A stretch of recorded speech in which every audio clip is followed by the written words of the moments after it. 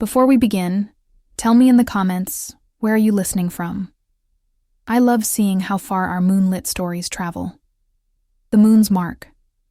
The winter had teeth that year.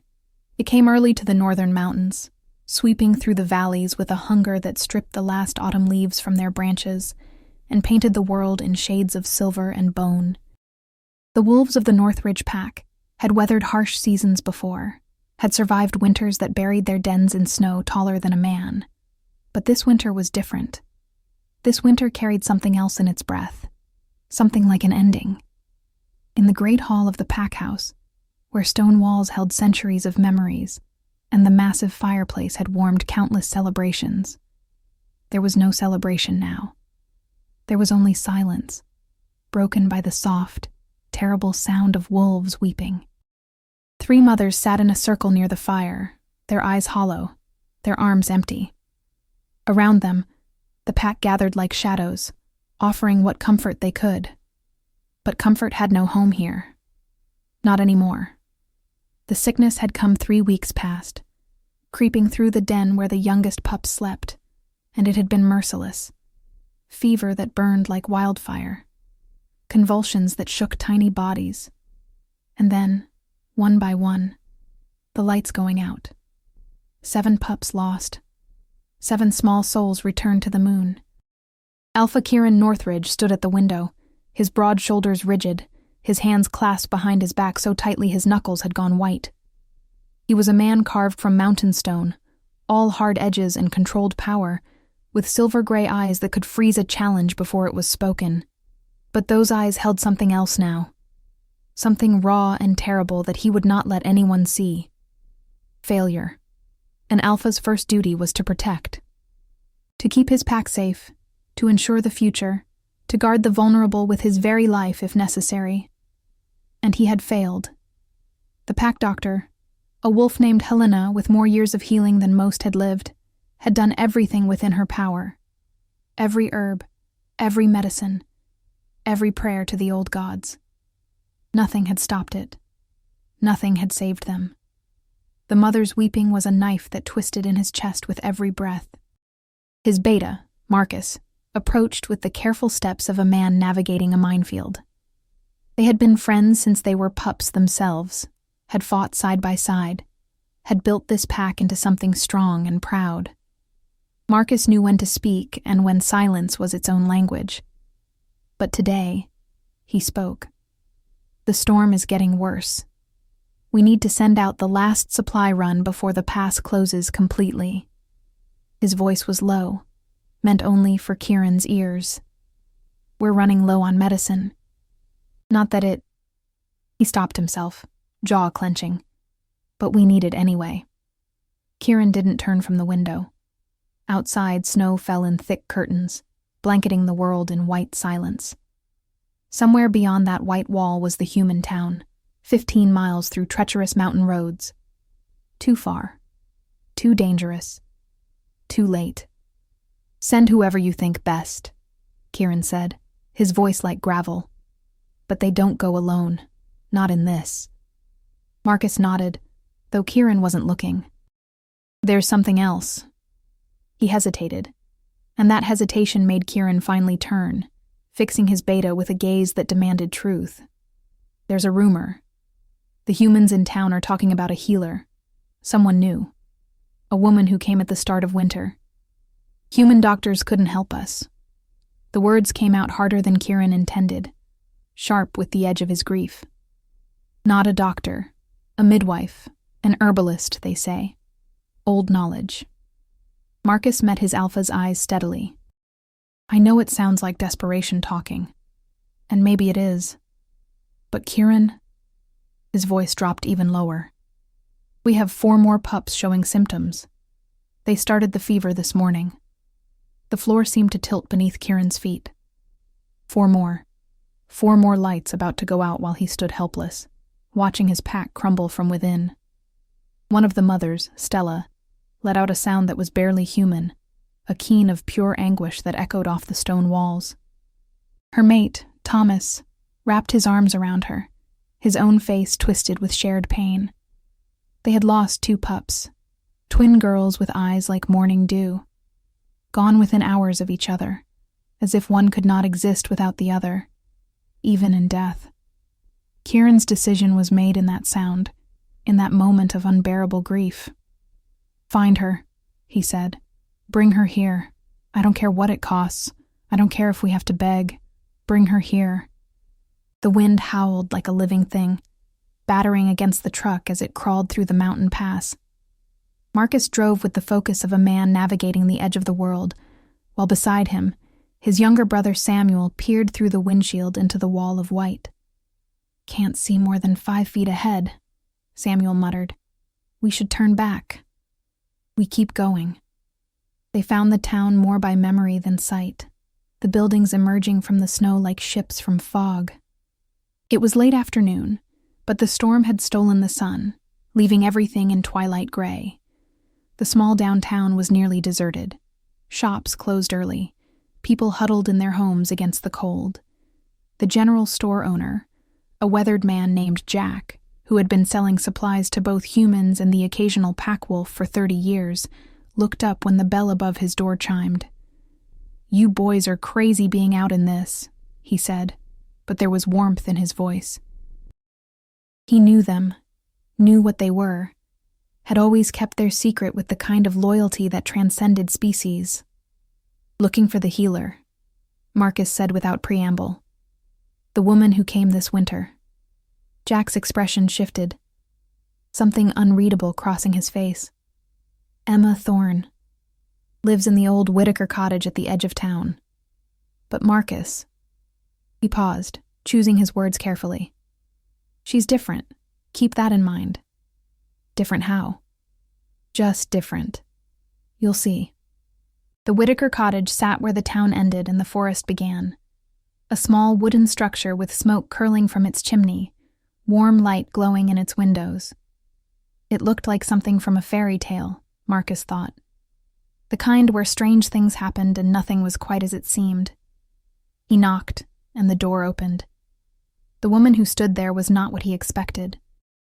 She was small, delicate even, with long dark hair that fell past her shoulders and eyes so deep a brown they were almost black. She wore a simple wool sweater and jeans, thick socks, no shoes. Human in every visible way. But there was something about her, something that made the wolf in him sit up and take notice. A scent, faint but distinct, like pine and snow and something else, something that whispered of wild places and old magic. "Yes?" Her voice was soft, musical almost, with a slight rasp that suggested too many cold nights. "My name is Marcus.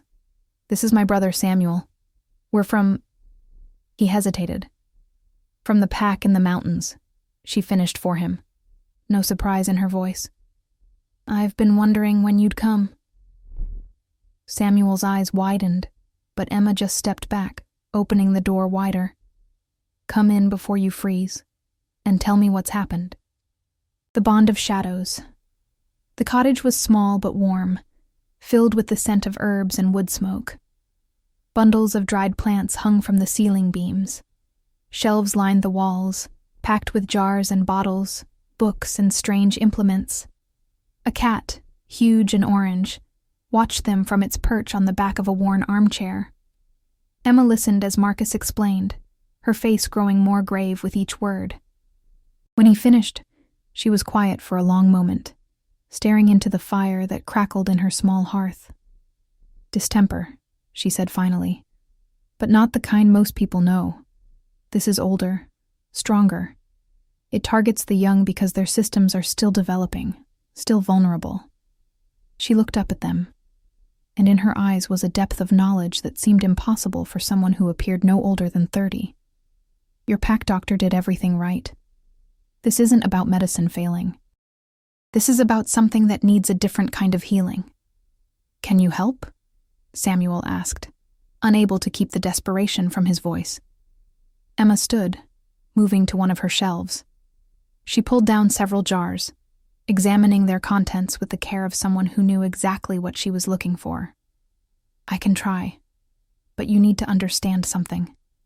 She turned back to them, and now there was something almost fierce in her expression. I'm not a miracle worker. I can't bring back the ones you've lost.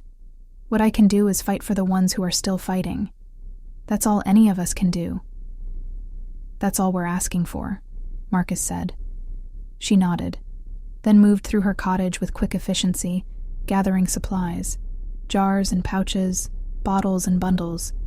She packed them into a sturdy bag, then pulled on boots, a heavy coat, wound a scarf around her neck.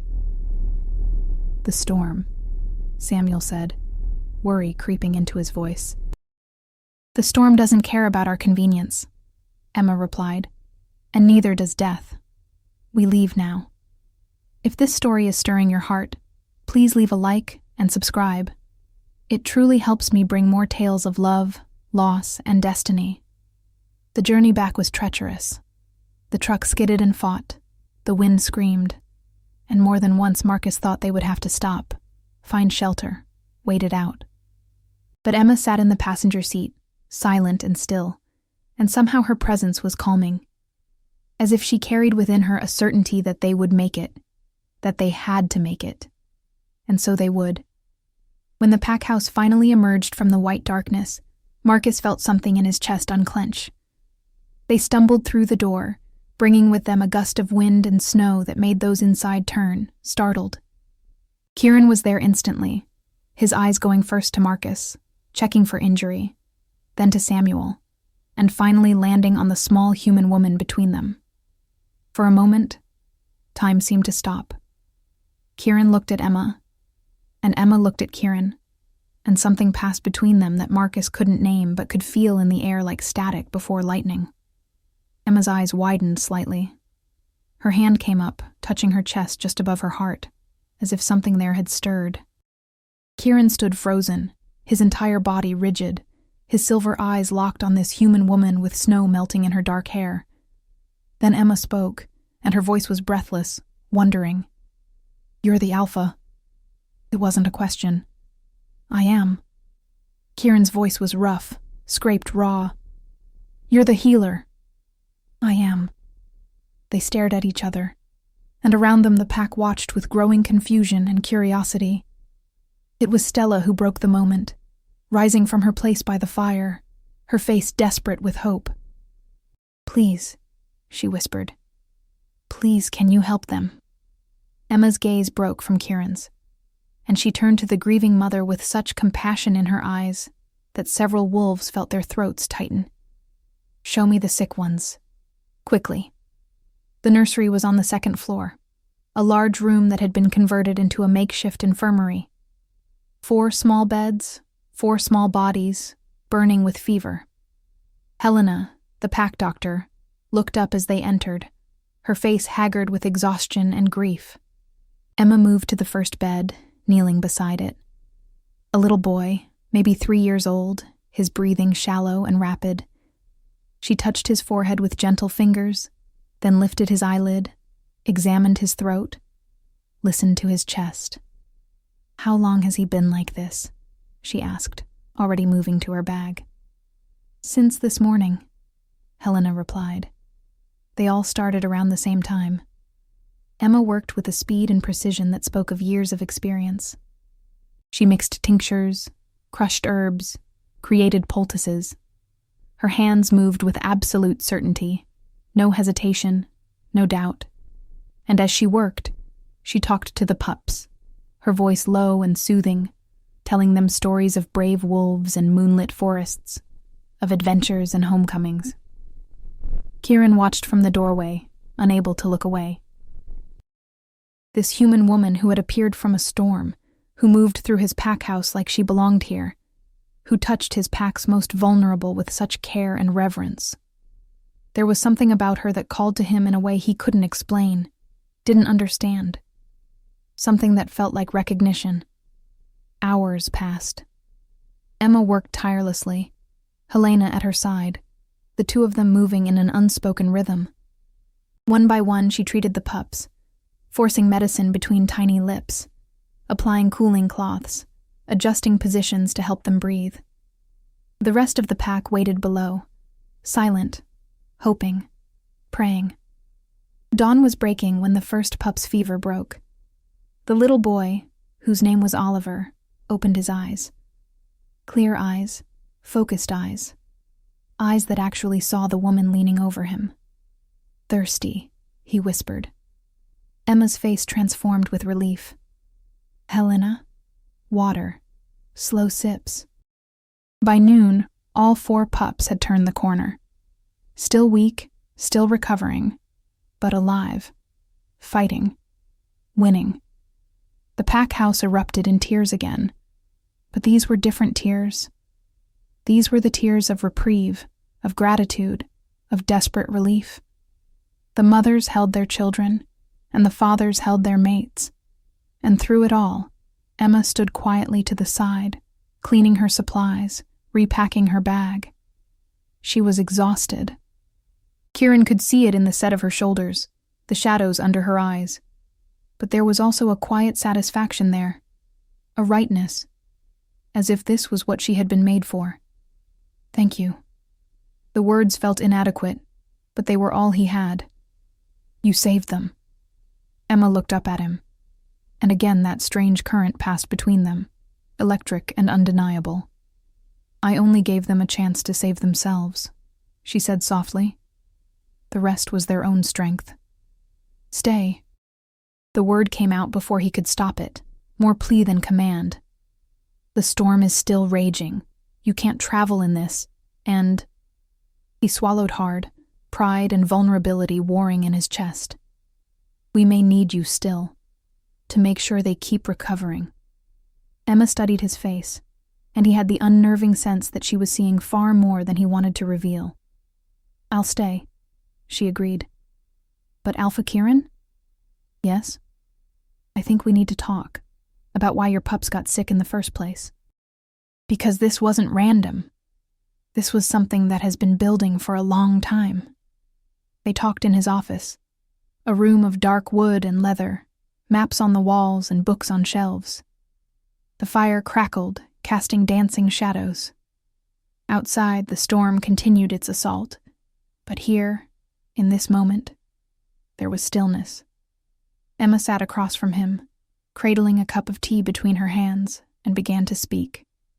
"Your pack is out of balance," she said simply. "Not in the ways you can see, but in the deeper ways, the spiritual ways." She must have seen the skepticism flash across his face, because she smiled faintly. "You're thinking I sound like some New Age charlatan. But you forget, Alpha. Your people are tied to the moon, to the wild, to forces that humans have forgotten but that still exist. You know magic is real. You live it every day." Kieran said nothing, but he leaned forward, listening. "A pack is an ecosystem," Emma continued. "It needs balance, strength and gentleness, power and vulnerability, the masculine and the feminine. For years, your pack has been all hard edges, all warriors and hunters, all alpha energy with no omega to balance it." She met his eyes. "That's not a criticism. It's an observation, and it's not your fault. But nature doesn't care about fault. It only cares about balance. And when things get too far out of balance, nature corrects itself, usually harshly. You're saying the sickness came because we don't have an omega?" His voice held disbelief, but also something else. A dawning understanding he didn't want to acknowledge. "I'm saying the sickness came because the energy of your pack has become too concentrated, too heavy. Like water that doesn't flow. It stagnates. It breeds disease." Emma set down her tea. "You need someone who can bring softness to balance the strength. Someone who can nurture while the warriors protect. Someone who can—" She hesitated, then said it anyway. "Someone who can be what your pack is missing." "An omega," Kieran repeated, the word strange on his tongue. His pack had never had an omega. Not in his lifetime, not in his father's lifetime. They were rare, precious, almost mythical. "Yes." "And where?" he asked with a trace of bitterness. "Do you suggest I find one?" "They're born, not made." and none have come to us." Emma looked at him with those dark, fathomless eyes, and said nothing. The realization hit him like a physical blow. "No," he said, shaking his head. "You're human." "I am. Humans can't be Omegas. That's impossible." "Many things that are impossible still happen," Emma said quietly. "I don't fully understand it myself, but I've always been different. Always been drawn to wild places, to moonlight, to the scent of pine and earth. I've always been able to sense things others couldn't, heal in ways that shouldn't work. And when I got close to your pack house, when I crossed some invisible line, something in me recognized this place. Recognized you." She stood, pacing to the window, looking out at the white world. "I thought I was just a human with strange gifts.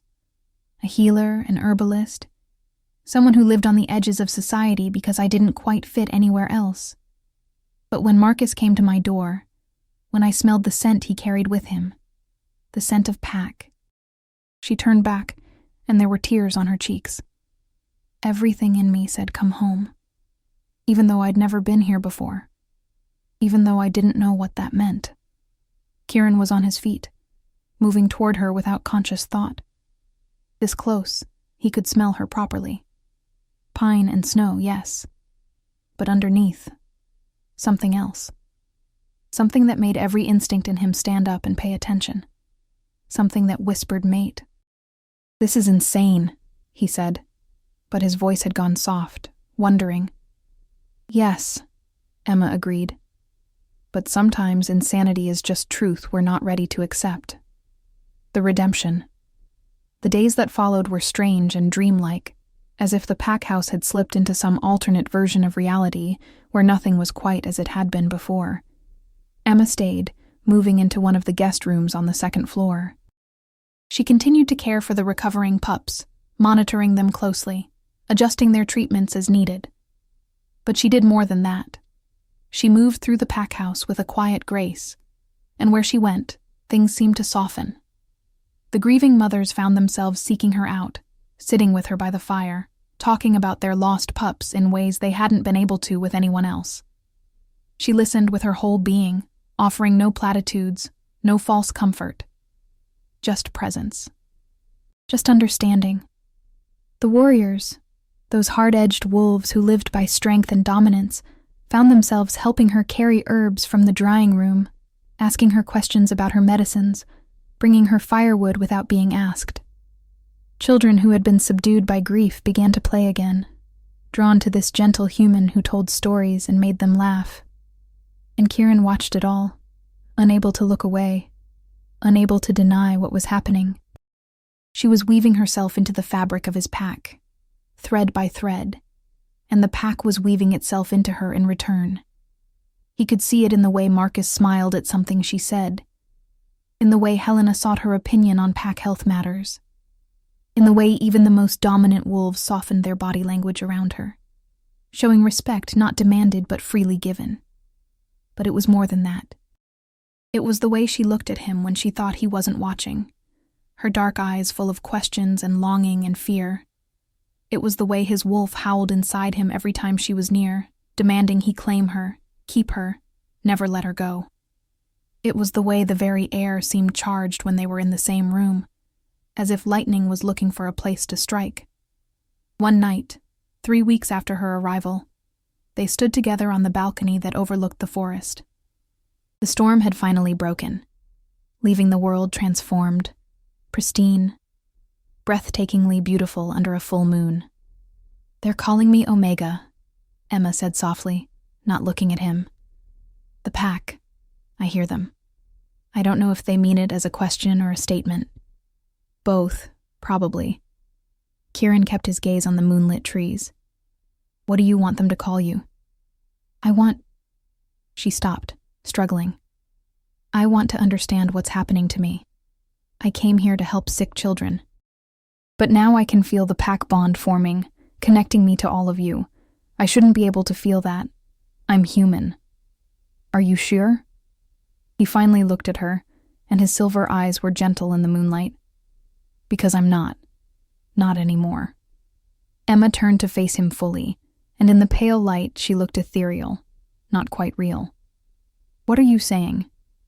I'm saying I've been thinking about what you told me. About balance and energy and nature correcting itself. And I'm wondering if nature didn't send you to us. If somehow, somewhere in your bloodline, there's a trace of something that woke up when you got close to a pack. Something that had been sleeping, waiting.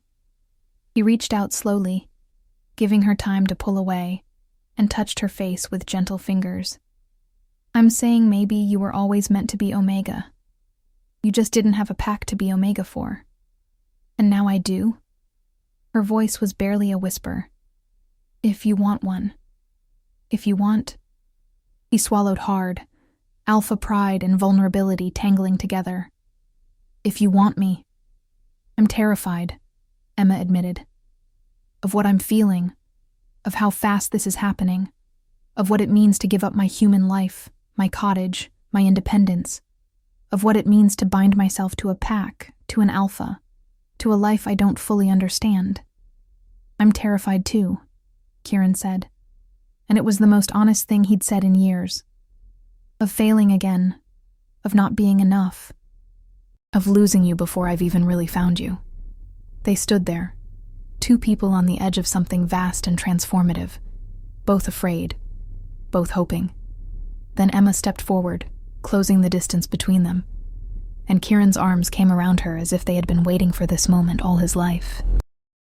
She was so small against him, so fragile, but he could feel the strength in her too, the resilience, the fierce determination that had driven her through a storm to save children she'd never met.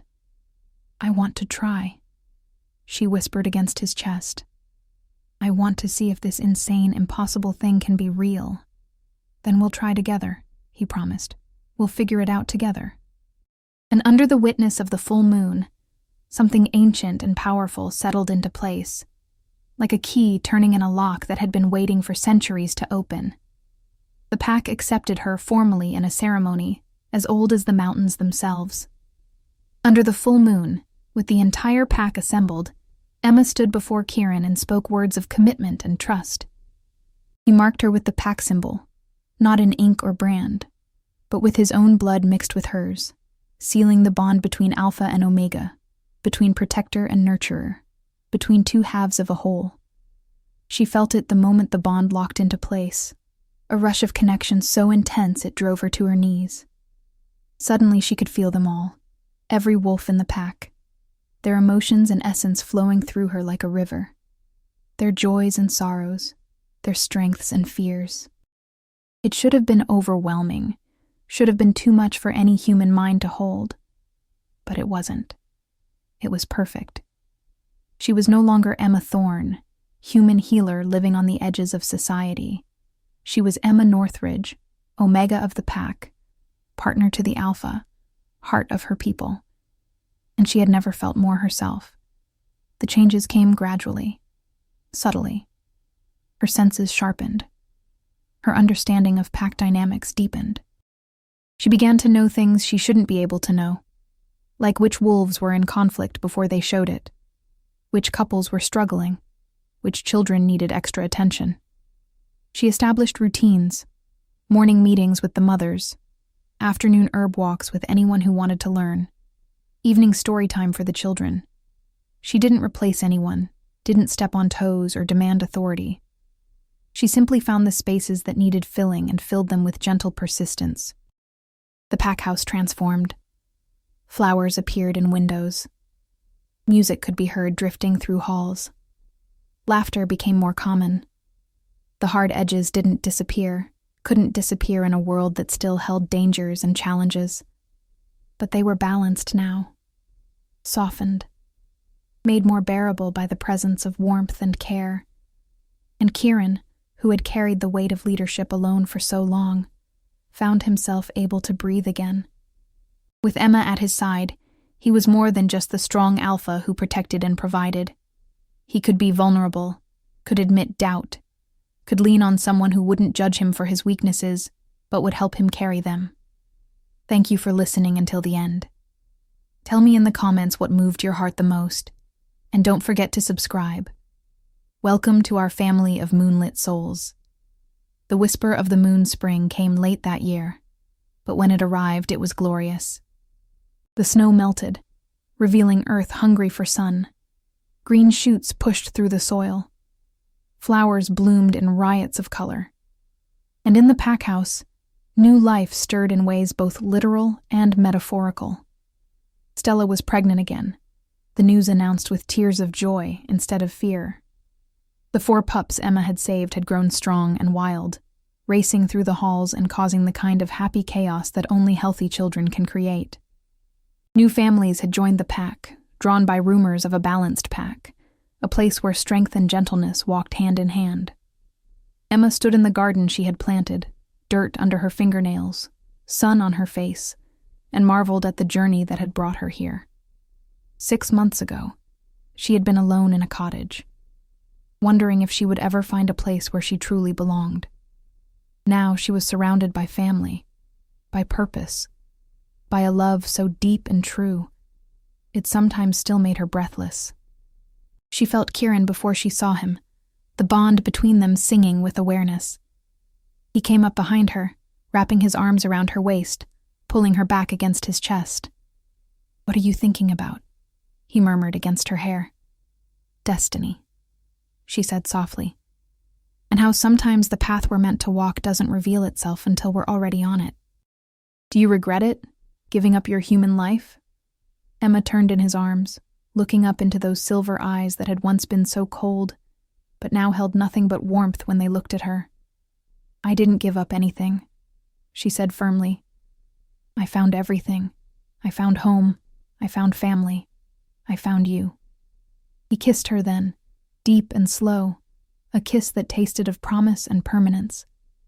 When they pulled apart, his forehead rested against hers. "The pack is talking," he said, and she could hear the smile in his voice. "They say their omega glows these days. They wonder why." Emma's hand moved to her stomach, where a secret had been growing for the past few weeks. A secret she had been waiting for the right moment to share. "Maybe," she said softly, "it's because she's carrying the Alpha's child." Kieran went still. Completely, utterly still. Then his hand joined hers, covering the place where their future grew, and his eyes filled with an emotion too vast for words. "A pup," he whispered. "Our pup." "Our pup," she confirmed. "Born of both human and wolf. Born of balance. Born of love." And there, in the garden with the sun shining down and the scent of growing things all around them, the Alpha and his Omega held each other and wept. Not tears of grief this time, but tears of joy, of gratitude, of wonder at the mysterious ways fate weaves its patterns. The pack had wept for their lost pups. They had howled their grief to an uncaring sky. They had stood on the edge of despair, watching their future die. But then a human woman had walked through the storm, snow in her hair and life in her hands. She had brought with her not just medicine and healing knowledge, but something far more precious. She had brought balance. She had brought hope. She had brought the promise that even in the darkest winters, spring would come again. And under the watchful eye of the moon, which had witnessed countless stories of love and loss, of endings and beginnings, the Northridge pack began a new chapter, one where strength and gentleness danced together, where warriors could weep and healers could lead, where an Alpha could admit his need and an Omega could claim her power. One where a woman who should have been impossible became the most essential truth of all.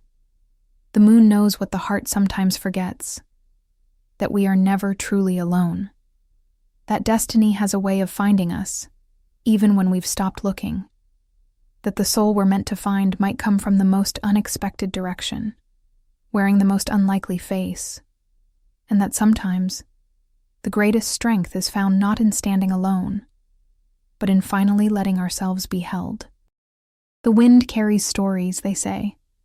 Stories of packs and magic, of bonds that transcend species, of love that refuses to be bound by the rules of what should or shouldn't be possible. This is one of those stories. And like all true stories, it doesn't really end. It simply continues, breath by breath, heartbeat by heartbeat, generation after generation, under the eternal witness of the moon. The pack wept for their pups, but they don't weep anymore. Now they sing.